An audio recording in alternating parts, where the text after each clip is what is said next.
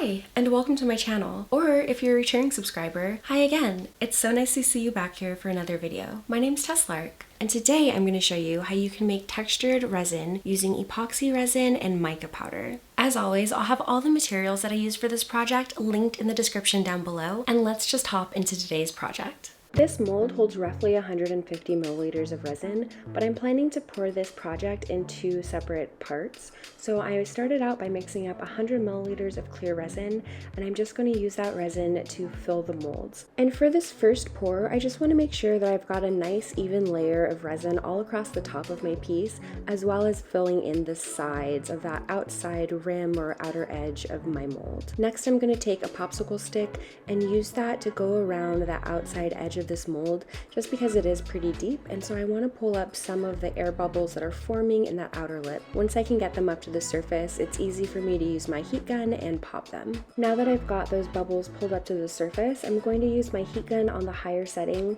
and hold it about 2 to 3 inches away from the resin and pop some of those bubbles that I can see forming within the resin. I personally prefer a heat gun over a torch because then you don't run the risk of damaging your mold.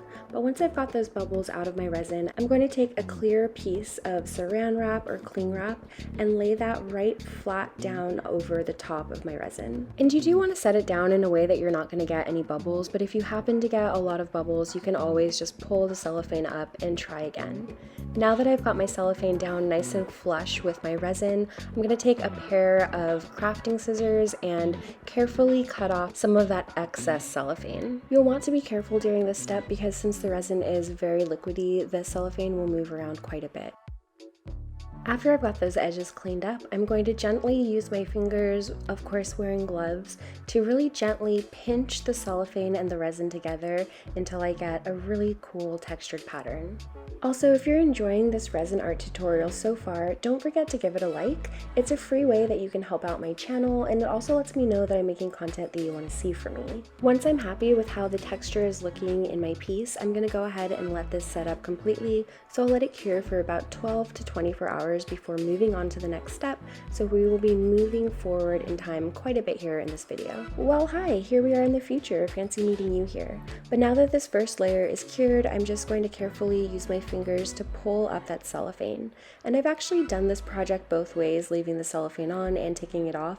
I don't think it makes that big of a difference, but it is very easy just to pull the cellophane off using your fingers. And let me know in the comments below, have you tried this technique before? Do you leave the cellophane on? Do you take it off? And why do you like to do it the way that you do it? I'd love to know. I love when I learn new techniques and tips and tricks from you guys. My next step is going to be to add some color to this tray. And so to do that, I'm going to be using some mica powder by Arteza. It's their color Emerald Green. And once again, I will have all the materials that I use in this project linked down below. So if you're curious about the resin that I'm using, the molds, the silicone mats that I'm using to protect my desk, all of that information is going to be down there in the description box just for you. To distribute this mica powder throughout my piece, I'm just using a clean paintbrush and making sure that I'm getting into all of those little nooks and crevices that I created when I made the texture in this resin a little bit earlier. I also decided to add a little bit of some chameleon mica powder from Let's Resin. And this mica powder is really fun because it kind of changes colors and shifts different colors depending on the light that it's in. And so I wanted to add a little bit of that in a couple different places just to give a little bit more depth and dimension and a little bit more of points of interest going on in this piece. And obviously you can use any color you want or any color combination that you want to really make this project your own.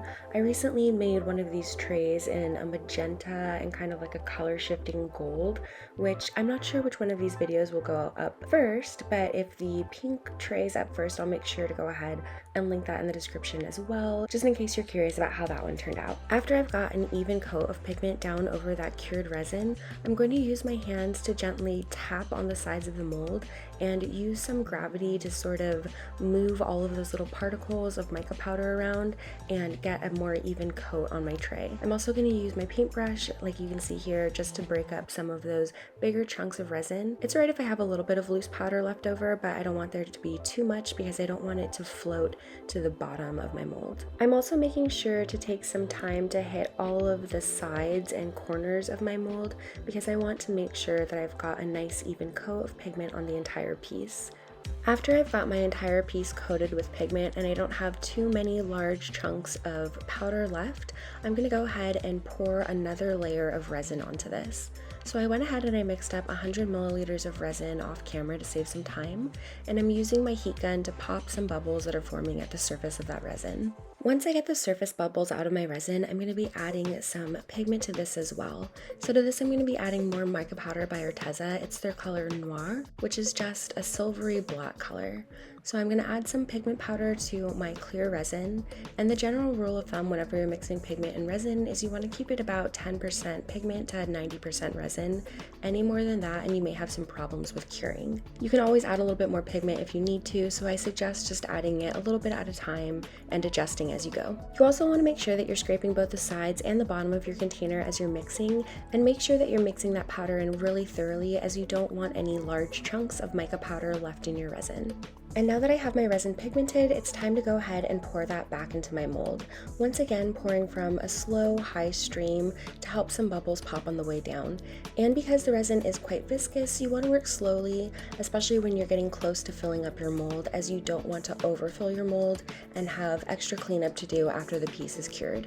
Because that first layer of resin left me a couple of little jagged, uneven spots around the corners or the edge of the mold, I'm going to use a popsicle stick to really gently go in and make sure that all of that black resin gets in all of those little nooks and crevices. After that, my next step will be to use my heat gun once again to pop any bubbles that are forming in the resin, and then I'm going to let this piece cure completely before removing it from the mold.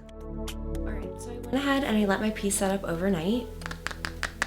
So it's nice and solid and totally cured. So let's go ahead and pull it out of the mold and see how it turned out.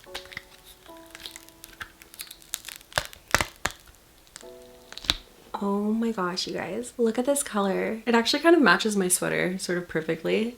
I think it is so pretty. There's so much of this nice textured pattern in here. It really does look like some sort of velvet or fabric. It looks like it should be soft to the touch, but of course it's completely smooth because of that resin. But I did get a little bit of a jagged lip on the edge of this, so I'm gonna use my rotary tool and sand that down nice and smooth before adding some rubber bumpers onto it. And I'm not gonna film that because I don't want this video to be super long, but I do have other videos where I show how you can sand resin and also putting some rubber bumpers on the back of these pieces. So I will make sure to list a couple of those in the description down below. So if you're curious about how I do that, more information will be there for you. But overall, I absolutely love how this piece turned out, and I can't wait to hear what you guys think in the comments down below. As always, thank you so much for being here, especially if you made it to this point in the video. And if you did make it this far, leave me some sort of green emoji just so I know that you made it. And if you're interested in more resin art tutorials from me, make sure to check out the video that's on the screen now.